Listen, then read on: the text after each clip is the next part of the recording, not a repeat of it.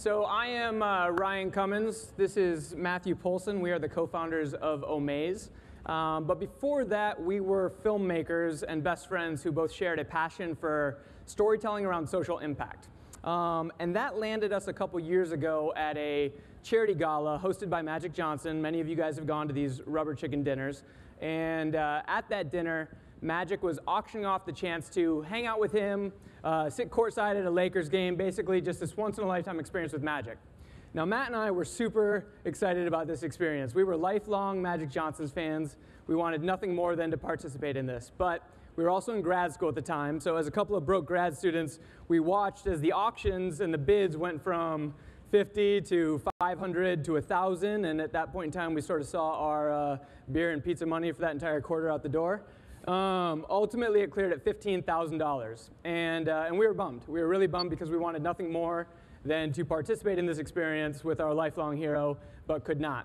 And we got to driving home that night and talking about this experience and our frustration with that, and we thought, you know, how much more money could they have raised? How much more awareness could the Boys and Girls Club have gotten if for $5 or $10, anybody could have had the chance to participate in this?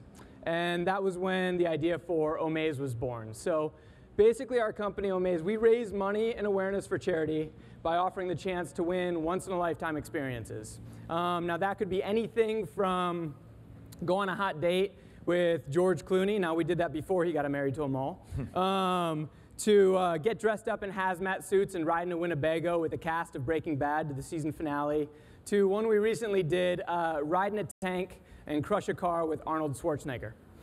But what's exciting for us about this concept is that in the theme of today's speech on celebrity, philanthropy, technology, and marketing, we've been able to draw on our background as filmmakers to really spread awareness for these different causes. So we wanted to, rather than just talk about these experiences, actually show you a video of one of our recent experiences. This was the chance to live the best night of your life with Robert Downey Jr. Hi, honey bunnies. Quick question. Have you had the best night of your life ever on Earth yet? Well, you could. With me. For a good cause. Here's the deal. You donate $10 or more for a chance to win the RDJ experience. I correspondingly fly you and a friend out to LA, put you up in a 4-star hotel, and proceed to awesome the crap out of you. Talking indoor skydiving, helicopter tour, maybe a pit stop at Randy's Donuts. After riding your sugar high all the way to a fitting for a tux or gown, we're gonna meet up for a little pre-premiere caviar. One of those could be in your mouth. We'll giggle, chat, take pictures, perhaps even engage in a battle of wits. Kidding, or am I? Around about sunset, we make a grand entrance at the venue. You walk the red carpet, and then you become one of the first people on Earth to see Avengers: Age of Ultron. Even if you don't win, you still get all kinds of swag depending on your donation level. Plus, all proceeds go toward funding Julia's House. This place is amazing. It's a hospice center for children with terminal illnesses. It's a win-win. Go to omaze.com/RDJ for your chance to win. That's omaze.com/RDJ. You know, it wasn't bad that last take, but it was 16 and a half minutes. Are people going to appreciate that when you post it? So this video actually really speaks to the power of what we're talking about today. So, you know, we invested $2,500 to make that video, and that video alone raised $1.2 million for Julia's House, the hospice center in London. And the way that happened is it's some really simple stuff that you just don't see in the philanthropic space, which is, again, what we're going to talk to you about today. One of the things, this is an edited down version, but at the end of the video, RDJ points to the button, says hit it. He keeps telling you to hit it. Those simple things, those simple call to actions, they can make a huge difference in conversion. You don't see that in a lot of philanthropic campaigns. Identifiable beneficiaries, showing who it's going to benefit. You don't see that in a lot of campaigns. So when you combine that, social media influence of someone like RDJ, using advanced data science to really target and figure out how you reach out, use a little bit more sophisticated marketing techniques that, again, have been present with most e-commerce companies since 2005, you can end up making a big impact. And while that video raised $1.2 million, the campaign campaign as a whole raised $2 million for Julia's house. So that's a brand new hospice center that they would not have had if it weren't for these forces that are at play now. Yeah, and those three experiences we mentioned at the beginning, the Tank with Arnold, George Clooney, and Breaking Bad experiences. At auction in those traditional rubber chicken dinners, those will make anywhere from $25,000 to $100,000 tops. When you democratize them to the masses for as low as $10 for the chance to win, those ended up making $1.1, $1.2, and $1.7 million for their respective charities.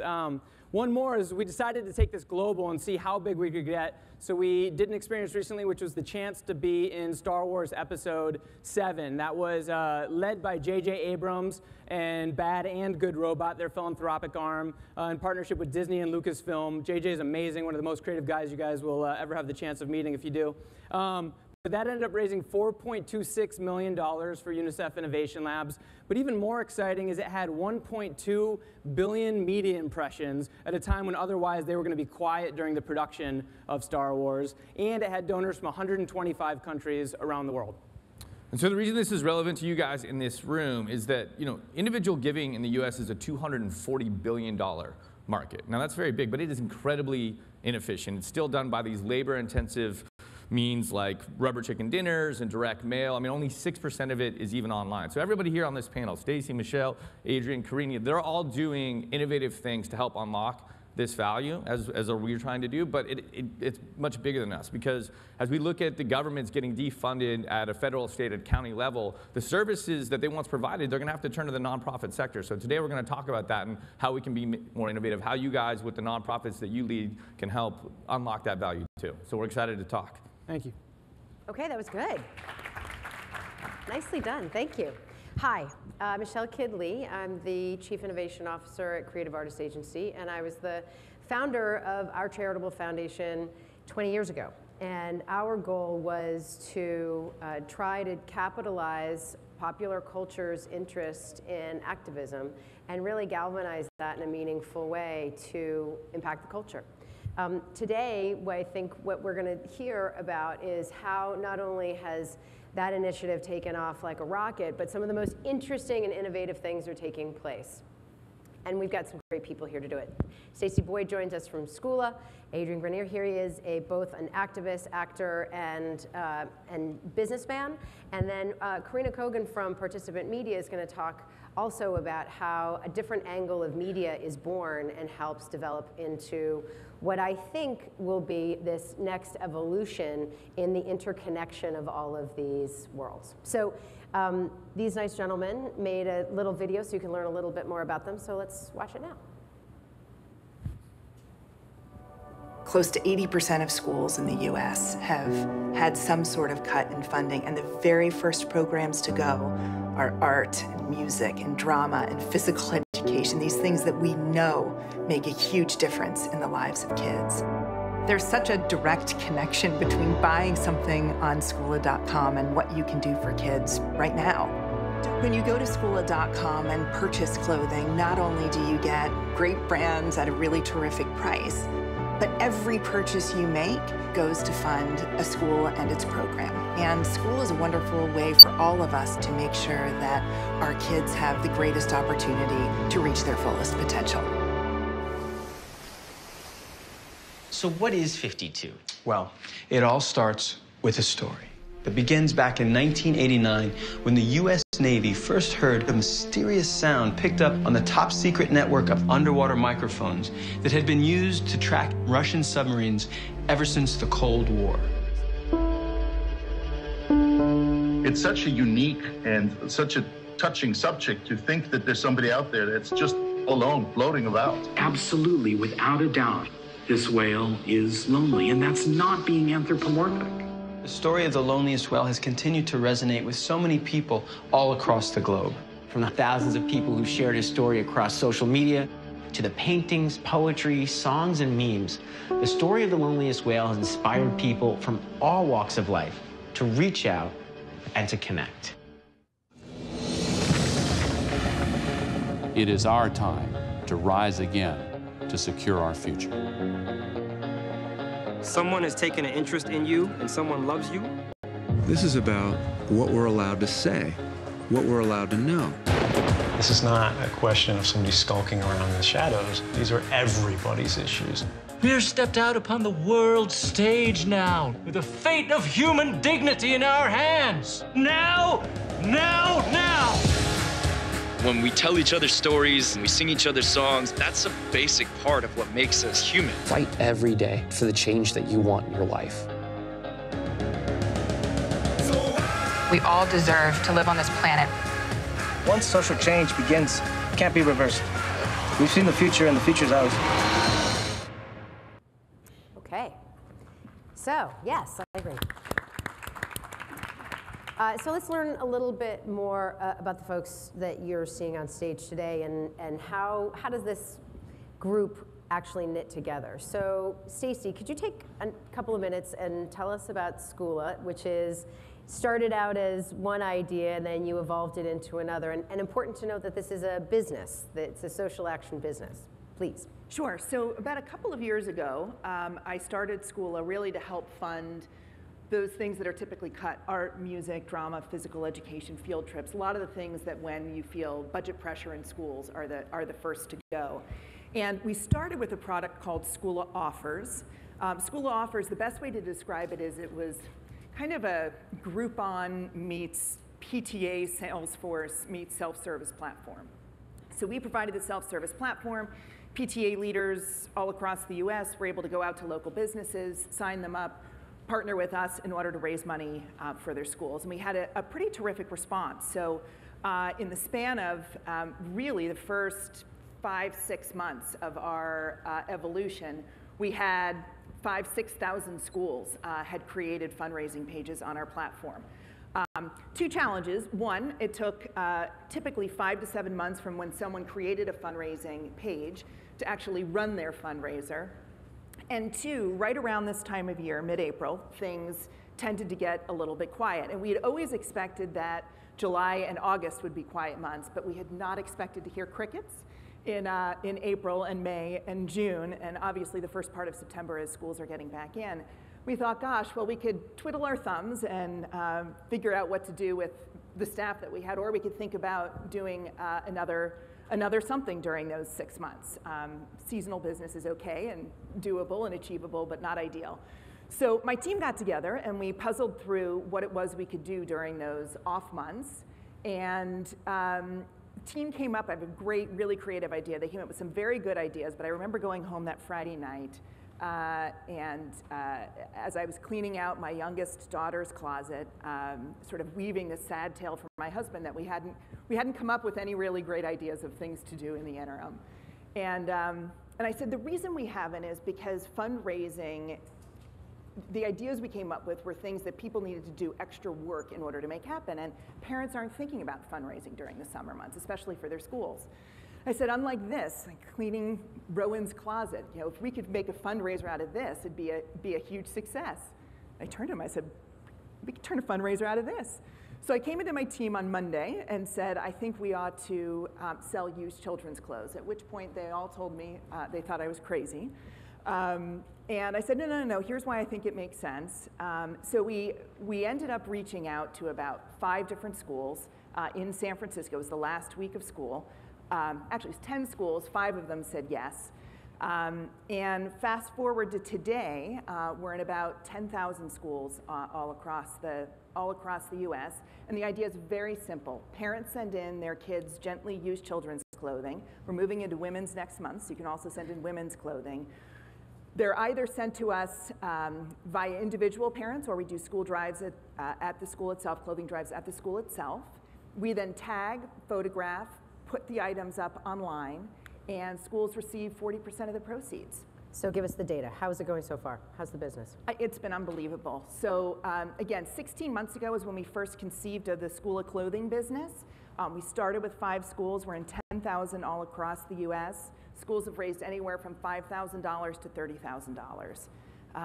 And how much warehouse space? You were just telling me. Well, our current warehouse space is the size of 2 football fields. And we're opening up a 100,000 square foot warehouse in the Midwest. We've moved warehouses 5 times in 16 months. 16 months.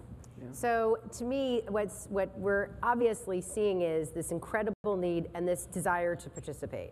Like that is the key to what you've tapped into, which is pretty remarkable. We'll come back in just a second. So Adrian, I'd like to talk about how you're in, as I said, this multi-hyphenate situation, which is this activist that lives inside of you and you take it out through a variety of means, whether it's through your art or through business and through the activism. So can we take a second and just talk about the businesses that you're involved with? Because I think everybody would be curious if they don't know already about the different elements that you are involved in. Of course, yeah. Hello, everyone. Hi. So I've been striving my whole life, my whole career for more independence, more autonomy, so that I can do the creative things that I want to do, but also so I can instill my values in everything I do, because I think it's important as a citizen to do that, but also because it improves, I think, your quality of life when you're giving back and when you're engaged in your community. So I think when people are climbing the ladder convention, almost by necessity, they're required to compromise or to conform to compromised values of whatever system they're within. But now with technology, with the internet, we have so many opportunities to think outside the box, do things differently, try new things, with relatively low risk, and really start to create a new world of mom and pop experiences and unique, catered experience to to humanity. So everything that I've been building over the past 15 years has been with that in mind. So, to be more creatively independent and do the things that I want to do, but also try and create social entrepreneurships and support charities using creativity. So I created with my partner Peter a platform for conscious consumers called Shift.com, and we've had a great time over the past several years, really highlighting and becoming a conduit and a catalyst for shifts within culture and lifestyle and business towards a more sustainable future. I started a beer company called Church Key, which embodies this old world value of hard work and reward, as well as good times. I've made several documentaries exploring many topics that I think have social value. And most recently, just did my first Kickstarter campaign, again, using those tools to be more independent, autonomous. And in the documentary world, you're mostly forced to be independent. And so we had a very successful Kickstarter campaign raising $400,000 for science research on ocean noise pollution. So I'm really happy in this space. It makes me feel good on a daily basis, and we're able to be very successful in doing it. And to Ryan's point earlier, really engaging a large community. And that, I think, maybe is more valuable than anything, because now attention is a very scarce resource, and we're able to get people participating with, very low cost.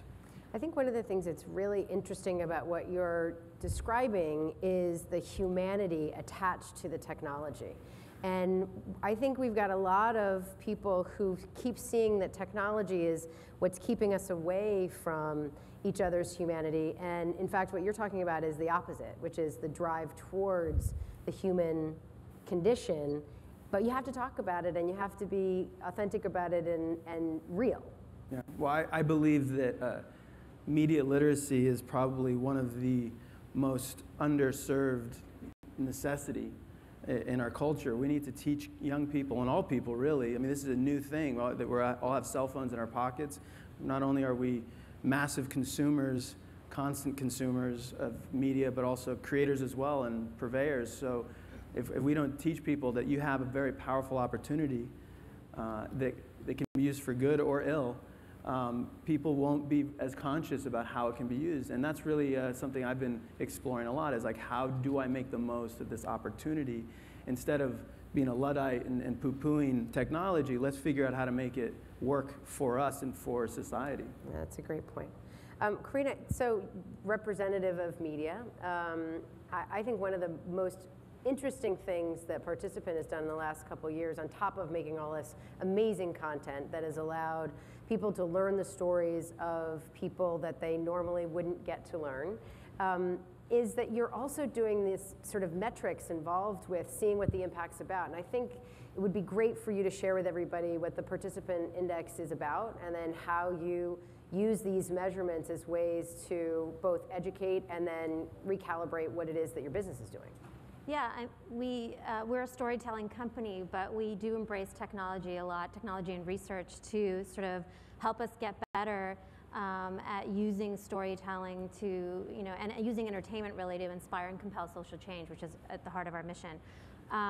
So the Participant Index was a partnership we forged with the Lear Center at USC and Smith Geiger and the American University to figure out how we could measure the impact of content, video-based content mostly, on viewers. And so we look at viewership data, we look at social media conversations, and then we leverage survey-based data to determine whether or not a piece of content has made an impact on your life, and then we give that content an impact score.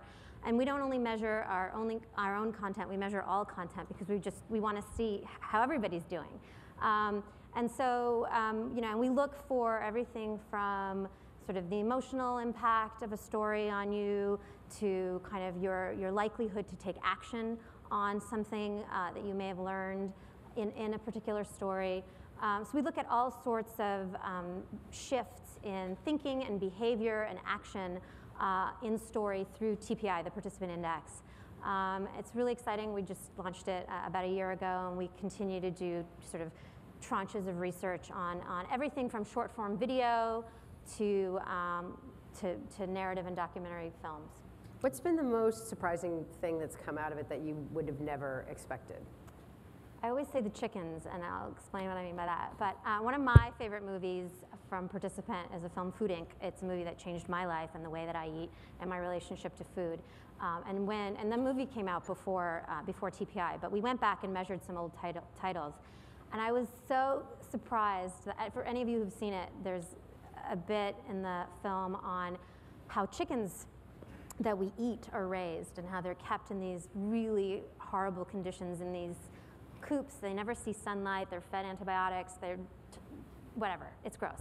And that wasn't the thing that I took out of the movie, personally. I was moved by another scene, but overwhelmingly we learned that that scene had a tremendous impact on people. And to this day, I meet people when I say I work at Participant Media and they make the connection to Food Inc. They say, I became a vegetarian because of that film. Or, so a lot of, that to me is like a really memorable one, the chickens. Is something that I just, like I said, it stuck with me because that film has made it. Because it made an impression on you as well.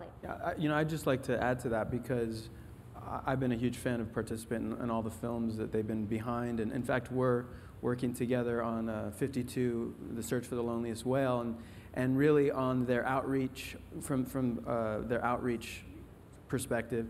And it's really exciting to me that the Participant Index exists, because for me, it's a lot about tangibles and intangibles. As a performer, as an artist, there are a lot of things that are, they're effective and emotionally engaging, but you can't really quite put a finger on what it is. But now with technology, it's so important to delve into the data and the analytics, and you have a great opportunity to actually start to know what's effective and to look at, have measurable change and effect, and then use that to re-input it into your next project or to modify what you're doing.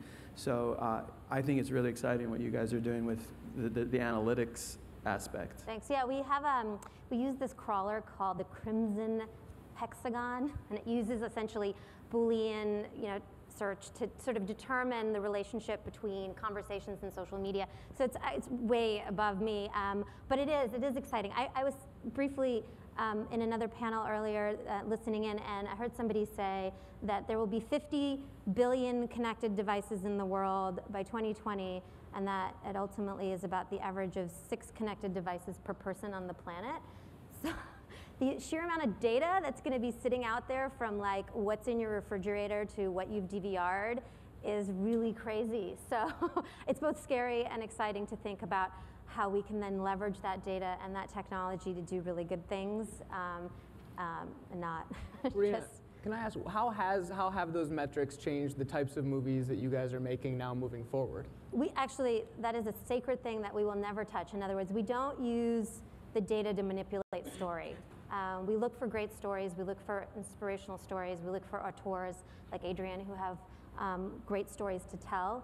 But we as a company that supports artists don't try to use data to change what artists might tell us. We use it to measure our ability to make impact with those stories, maybe the way we campaign those stories, but we would never try to change the narrative of a story.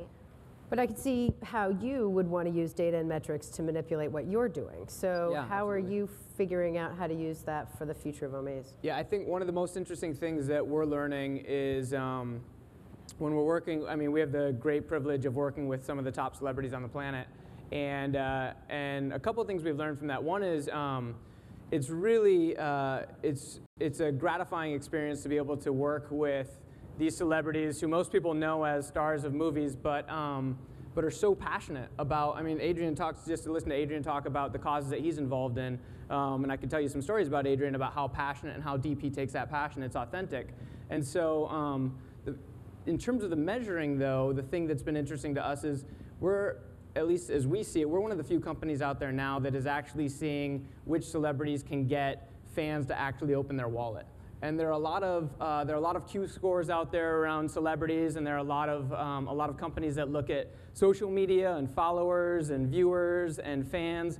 But we've learned very quickly that not all fans are created equal, and whether or not a celebrity can put on a campaign and actually get a fan to open up their wallet versus put on a campaign and get a view are two totally different things. And we would much rather work with a celebrity that has 500,000 followers but could raise $1 million than we would with someone that has 20 million followers and doesn't really make a splash in terms of the donations that they raise. Well, and I think we've seen that over the last couple of years. Certainly what we're exposed to where I'm at is, to your point, having a lot of followers doesn't mean necessarily action.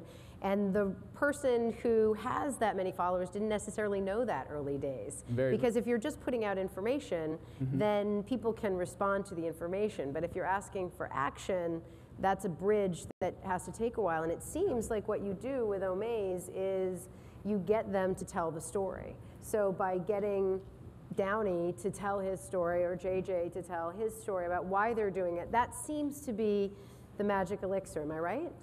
Yeah, I mean, it's a function of authenticity, really. And I think, you know, a lot of times when we look at the difference and the gaps and the impact between those smaller fan bases and others, it's not only how they tell the story about impact, but it's how they communicate to their fans, you know, consistently. And are they expressing who they are? Are they talking about what they really feel about the world? So that by the time a cause comes around, they feel this is consistent with this person that I've known. This is consistent with what I've been following. But also, yeah, it is. You also see a lot of data out there where storytelling is really what drives, especially millennial donors. Like, they need to connect to a story. I mean, the amazing thing about stories is they enable us to have the perspective of someone we otherwise would never meet. Like, we can, in the stories you tell, we can see what it's like for a girl growing up in Kenya to struggle to go to school. We would never have that experience without a story. And so that's a connection. We can see this common humanity. We create a connection with people, and then as a result, we feel that we want to give. But also, the other key thing is that when they align with causes where they actually feel that they're empowering rather than giving. And that's a difference from the kind of old school UNICEF kind of flies on the face, terrible situation versus here's a cause you can actually give to. And then where we're going to see it going very quickly with all these devices is people are going to expect very quick follow-ups of, well, where did that money go and what was the impact, and show me the data around that. Like, that's where you're going to see the next level where data science is going to take this stuff, and the influencers are going to have to be connected to all of that. I just want to build on that because I think you said a lot of really important things, which is the relationship between data and authentic storytelling. And the line is that I don't know if you've noticed this yet, but you know, we have a piece of technology we built called the Take Action platform that enables us to scalably connect any piece of digital content to a social action. And we have a database of actions from 130 nonprofits, and they include petitions, pledges, donation capability, letters to government officials, all sorts of stuff. And when we initially built it and launched it, I was like, great, we're gonna get everybody to take an action, because when you're emotionally inspired by a story, something like this disaster in Nepal or what's happening in Baltimore, people are gonna act, everybody's gonna act, right? We had all this research that showed that when you connect to an inspiring story, that's the moment in which you're most likely to act. That is the second thing. The first is your own personal experience with that story would be the first, like, point of inspiration. And so I thought, for sure, we're going to get lots and lots of people to act. And what I've learned over time is as much as there's the importance of the authenticity of the story, there's also the importance of the authenticity of the audience, which is you probably are getting a lot of people to take action because it would be really cool to hang out with Robert Downey Jr., but it would also, a lot of those people, your most qualified audience, are the people who actually also want to contribute to the charity, who actually are also interested in that cause. And that whatever percent of that audience is, are the people who are going to keep coming back, and it won't matter what the experience is a lot of the time. They just want to participate. And what we're learning is there's a pool of users or audience members out there who just want to be connected to good causes, and they just don't know how. Yeah, You're just creating a new way for people to get involved. A lot of people want to get involved. To your point, what was it, less than 5% of charitable giving in the country happens online. Yeah.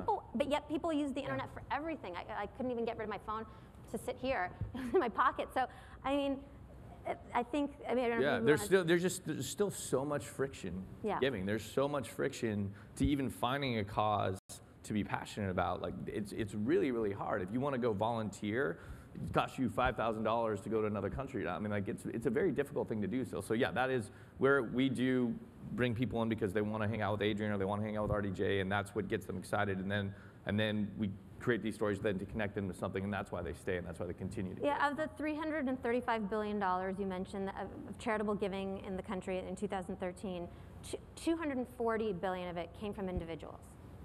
Like 72% of all giving is done by people, not or companies, not foundations, by people. And so we're all looking for ways, like everybody wants to give, it's just really hard to know how. And so we're just creating these paths. And I mean, you said that number, but 5 to 6% of that online. Only 5 to 6% of that is online right now, which is crazy.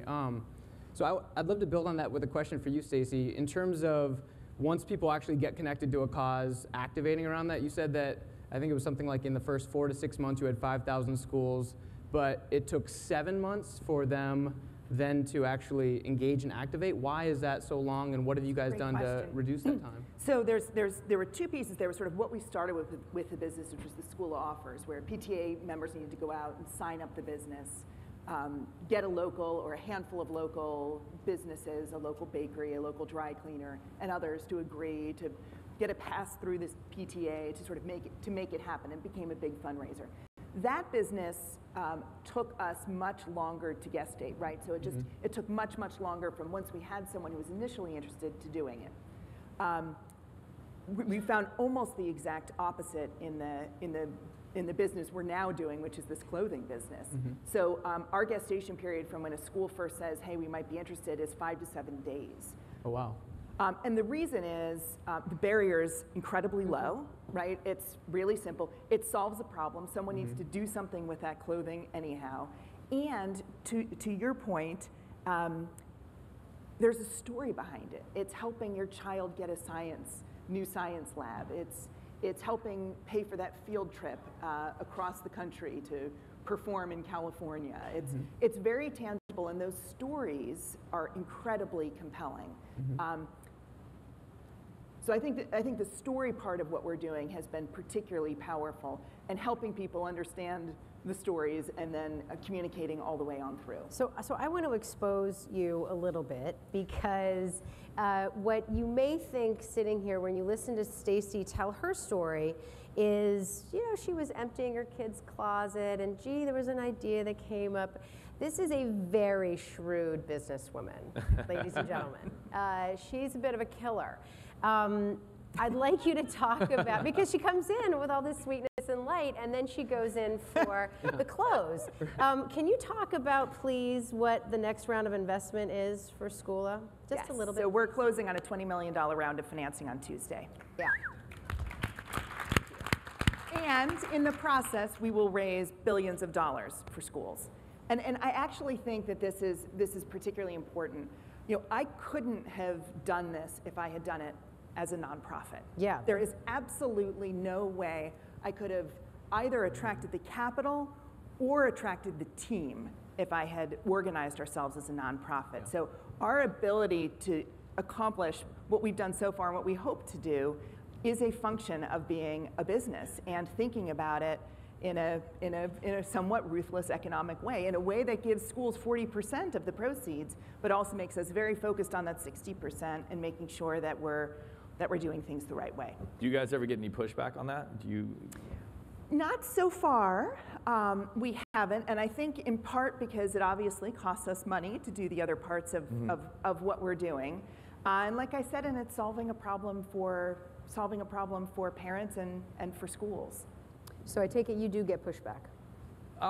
Not really. We really don't. We keep hearing, though, as we get bigger, then that's going to be an issue, and we don't really believe that. I mean, we think that's a kind of an antiquated way of thinking. We think in today's day and age, people realize that, like, in order to solve these social impact problems, you need market solutions. You need to incentivize people, to reward people for doing great work. And then I think people also used to think that, like, nonprofit just meant that everything they do goes for good, but really they end up competing for grants and they're competing for these less efficient ways of competing. So I think especially younger generations are all for businesses that can align those things, especially if you're true in what you're doing and if you're unlocking value. I mean, our charity partners are raising 100x what they would have otherwise. And so we got a little bit at the beginning, but for the most part, I think people really admire that, and it enables us to get good talent.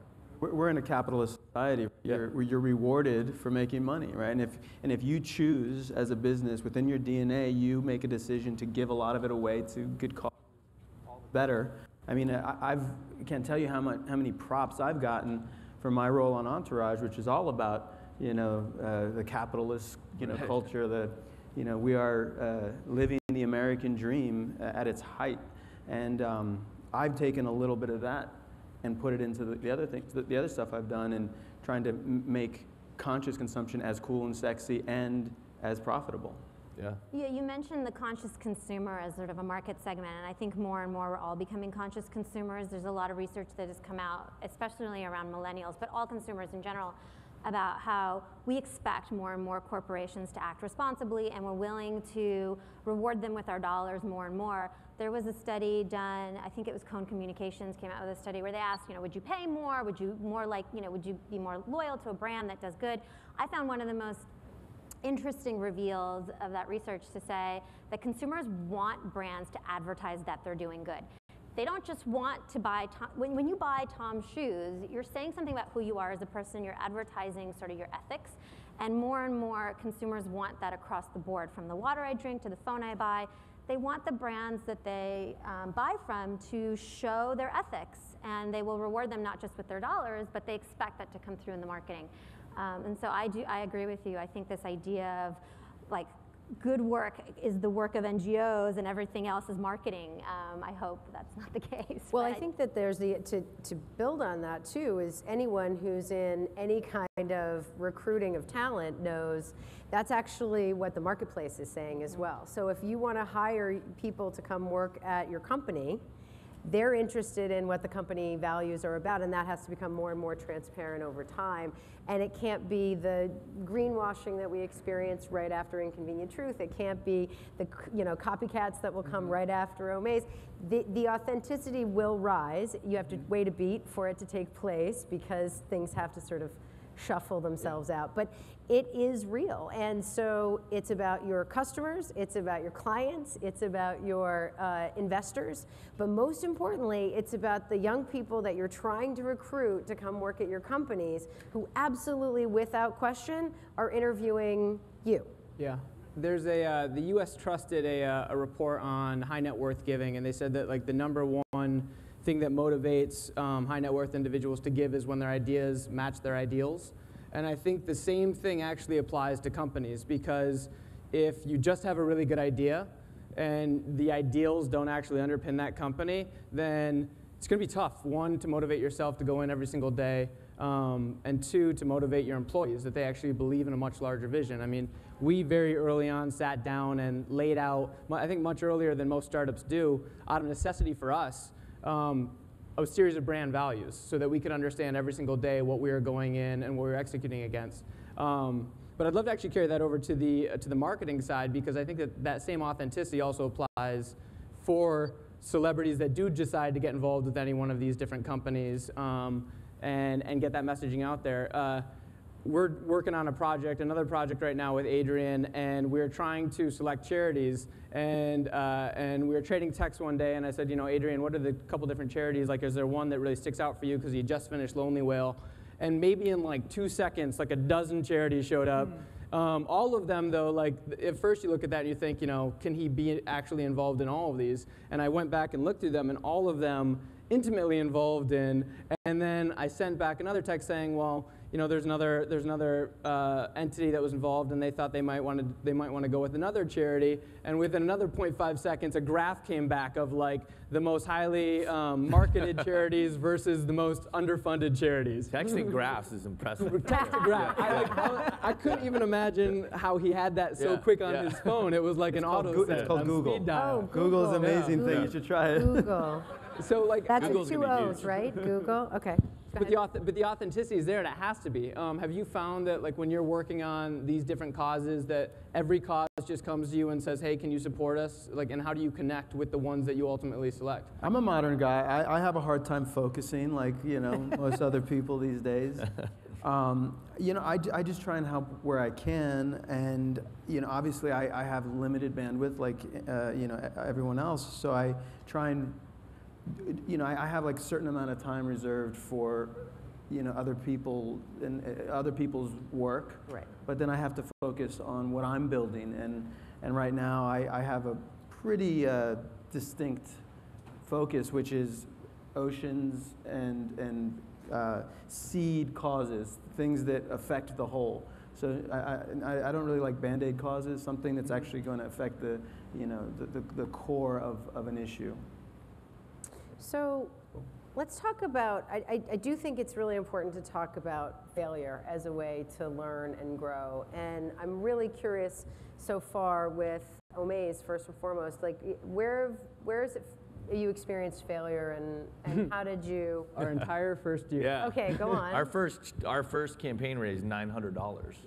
Okay. To be on Cupcake Wars. So I guess we like elevated from there. But no, I mean, Ryan, it was a really hard going for the first 6 to 9 months. People weren't sure if what we were doing was real. They had never seen something like that. They didn't know if these prizes would be fulfilled. Talent partners were, charities were skeptical to diverge away from the auction model. We had people on our team, like the one developer we had that was very unsure of whether he was showing us data that said there's no way this is ever going to scale, there's no way this is ever going to increase. We literally had a sit down with that employee one day. It was just the 3 of us over the day before New Year's, I think. And we were looking at the data, and he was sitting there showing us a series of experiences and saying there's no way that this could possibly scale. And it was sort of like one of those make or break moments where like he was deciding whether or not he continued on with the team. And we looked at the data, and despite the data, Matt and I were just like, no, it's going to work. Which is actually, in most cases, probably the wrong thing to do. Well, that's but it turned around. The life of it totally turned around. That's an entrepreneur. Yeah. A little bit, right? So that's an entrepreneur mindset. And I mean, I'll tell you, as someone who was on the receiving end of having a lot of people like you coming into my office to talk about the new greatest best thing that's going to raise money for charities, it's easy to sort of sit there with your arms crossed and say, okay, well, go prove it and come back later and see if it works. And the truth has been that you've actually cracked a code that didn't exist before. I mean, Billy Shore, who started Share Our Strength many, many years ago, was the first one that I ever knew that talked about how the nonprofit world is always stymied by going after the same pie all the time. And if you're just looking for traditional foundation money, or you're just looking for those traditional ways, you're always going to be competing with one another. And it's not a healthy competition. It usually ends up being as vicious as anything you could possibly imagine in the for-profit world. But what you did was say, okay, we're going to actually expand the pie by creating a new stream. And that is an entrepreneur mindset, I think, especially when you're not listening to the data. And it sounds like you had your moment of a bit of failure when there was a gap, and that's right. We had all these schools, but we weren't actually raising money for schools. It was taking too long, and it's this gap in this window. And in some ways, we did something similar in that we increased the pie because we weren't any longer competing for that parent's wallet. We were just saying, hey, just bring us your old clothes. And when you bring us your old clothes and it's something you'd be doing anyhow, you're not competing with other fundraisers, which is part of what made it so easy. So, and you're not the founder of Participant, but you actually have you've gone through a bunch of change at Participant. They've done all sorts of different things and outlets to try to get message out and impact. But where do you think Participant may have failed before and that has had to recalibrate? I don't like the word failed. I like the word challenge. Nobody does. We all experience challenges in our businesses. I mean, I think, look, we are trying to work on the world's most pressing problems, kind of like what you were saying, looking for those big problems that kind of have massive impact on the world, things like climate change and issues tied to human rights. So these are big. So we're always, those are really big. Difficult things to solve for, and we're just one of tiny slice of a company trying to sort of make a difference. But like we made the film called The Cove many years ago about the dolphin slaughter in Japan. We recently delivered over 1 million petition signatures in DC to help eradicate that practice of killing dolphins in Taiji, Japan. Now, are there still dolphins being slaughtered every year? But yes, but much fewer of them, and so it's for us. It's really just about helping to make a difference, and helping to solve for these problems with great stories. But those are the challenges. What have you learned so far, Adrian? What's the part where you really take the learning and say, oh, that didn't really work as I had hoped, and how to recalibrate from there? I mean, I personally like the word failure. It's a little dramatic, and as an actor, I indulge that. But I find failure to be an inspiration. It's a chance to imagine new ways of doing things, and I feel like in a lot of ways our current system of capitalism has failed in many ways. So what I've learned is, we need to break the status quo, and we need to do things differently. And I think we're at the front of that. And I really believe, we're talking about authenticity. Consumers want authenticity, but I think it's extremely inauthentic to ignore everything that we know about the world, about people, about the planet. In the information age, we all know what's going on. Yeah, there's a couple deniers, and I doubt that they're truly deniers, but they are in public. But we all know what's going on. So if you want to connect with audiences, if you want to connect with consumers, you have to be authentic, and that means putting your business, your profits, to solve some of these problems. So that's what I've learned. That's awesome. What do you think? What's the give and take that you have with your fan base who comes back and forth? I mean, it seems like it's a big responsibility to be in real time with sort of what's going on with them. Yeah, I certainly straddle the line often, especially on social media. When my entourage posts get, tens of thousands of likes, and then, when I try and do something else that's maybe not entourage related, it's a little bit lackluster. But what it is I've started to build a new audience that understands the work that I do outside of entourage. Obviously, entourage is very ubiquitous, so most people know me for that. And it's also a re-education of the entourage fans and teaching them about how you can be cool and fun and still have that entourage lifestyle while still being good. And in fact, I would argue that you are more likely to get laid if you're better to the environment and to your community. Okay, so we're going to take a special panel on that one next. And we can dive deeper into that, so to speak. Okay, good. All right, so let's talk, speaking of what's next, I'd really love to hear from everybody about what the immediate future is for you with your organization. Stacy, can you start? Like, what's next for Schoola? Sure. I mean, it's just keeping up with our growth. We've been growing 30 to 80% growth month over month, so it's been a lot for us to keep up with. So for us, it's just operations. We're opening up this new warehouse. And like I said, we've jumped from, we were just at 6,000 schools at the end of December, and we just crossed the 10,000 mark just a few months later. So it's really just making sure we're able to grow How our many schools operations. are left in the U.S. to conquer? Well, there are about 140,000 schools. So we got a little way to go. Little ways to go. We've got some room. And it's for all schools. That's the other thing. It's That's for right. any parent all the way right? on up through school. That's exactly right. Great, terrific. And what about participant? What's next? Well, we recently announced our film Malala, which we're really excited about. Girls' education is a really, again, another one of those big issues. So we're really excited about sort of the global initiative around that. I think that's one of the biggest sort of pieces of news out of participant recently. And it's awesome, and I've gonna be seen awesome, it, and it is and fantastic. go girls. It is really great. Gentlemen, you all are all working on a new project together. So do you want to give us a couple minutes about what this is about? Sure. So right now the way that Omaze exists is something we call Omaze Premier, which are our A-level celebrity experiences that we're putting out. It's a white glove service, and we're really going to be scaling that model pretty dramatically. We used to think that that maybe at a full run rate we could do 250 of these a year, and we're seeing that we can really scale that up to 1,000 plus, and verticalize that out into sports, film, TV, gaming, music, food, lifestyle. But then the next step is that we're building a self-service model. So there are 350,000 small nonprofit schools, congregations around the country that are raising over $500,000 a year. And they're doing that through those archaic methods that we talked about earlier, the pull ticket raffles, the gymnasium galas, and we want to be able to give those people the opportunity to actually take the types of experiences that we do, but at a regional and at a local level, and put them on their own platform, so that it could be anything from the chance, if you're in Lincoln, Nebraska, to run out on the field with the head coach of the Cornhuskers,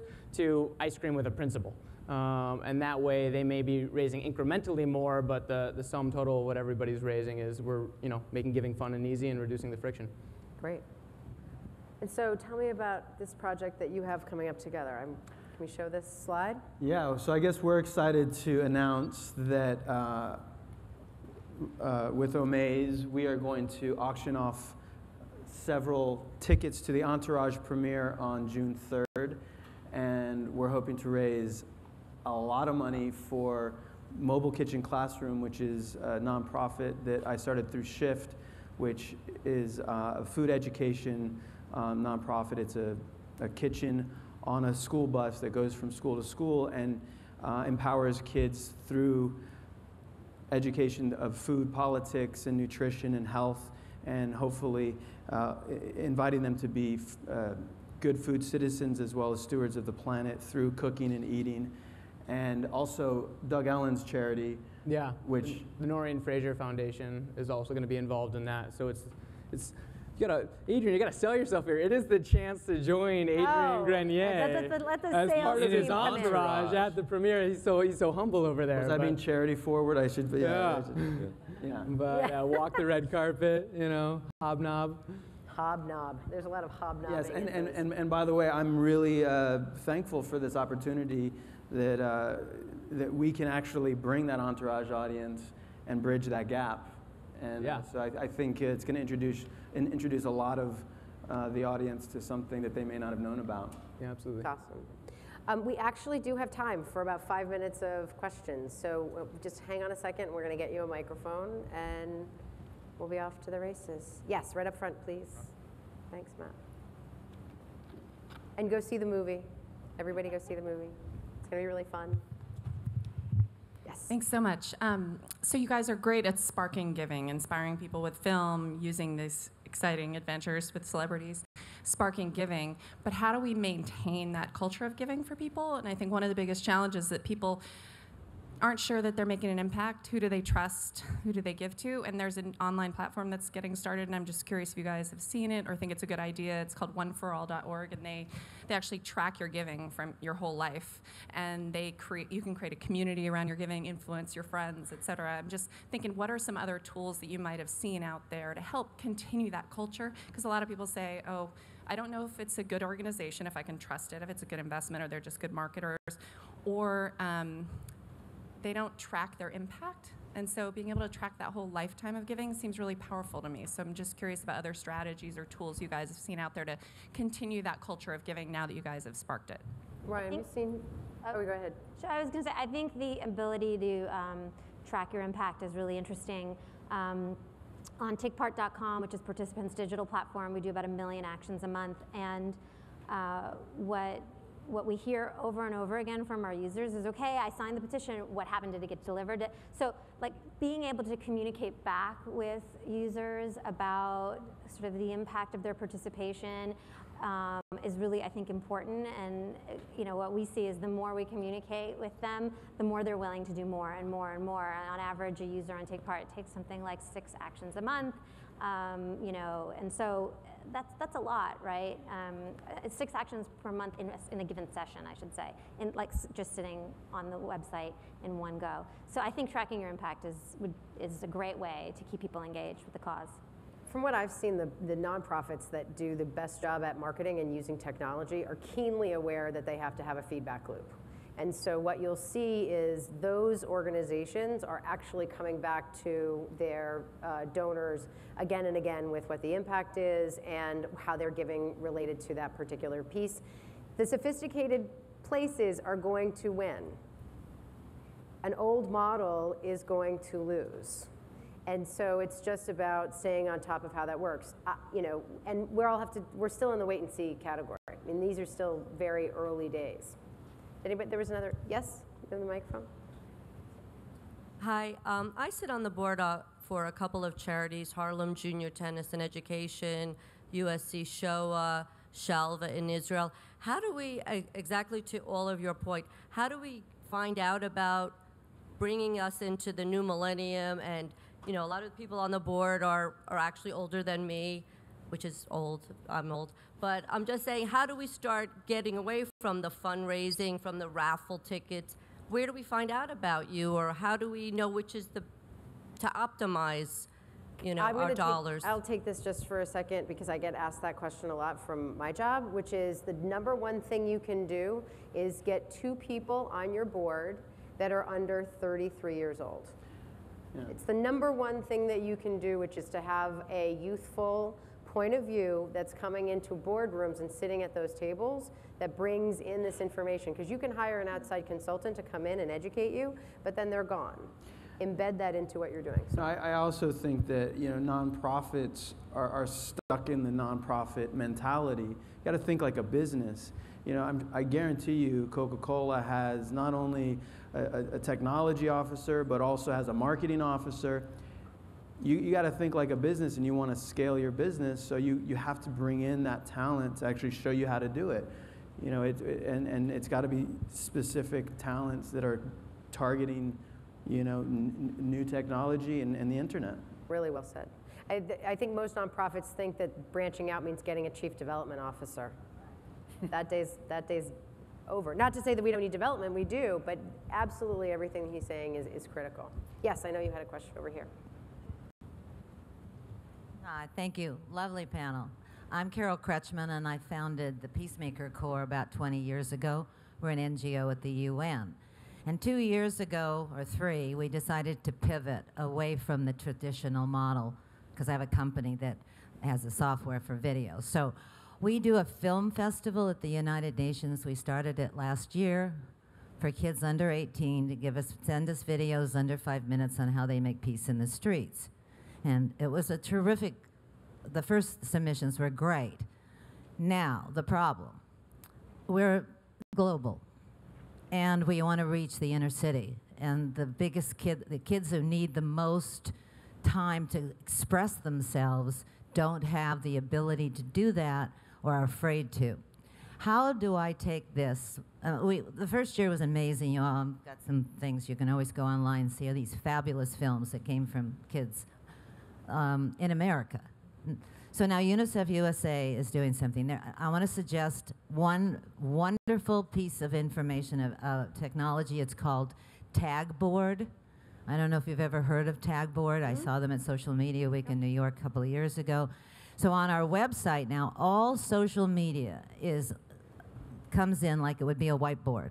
So everybody who's Twittering or doing Facebook can see who else is doing it. And so I think it's so important to develop a community. How do you go about marketing in a global arena when each individual place has their own celebrities or people they trust? So that is a giant question that deserves a giant answer, and we do not have giant time.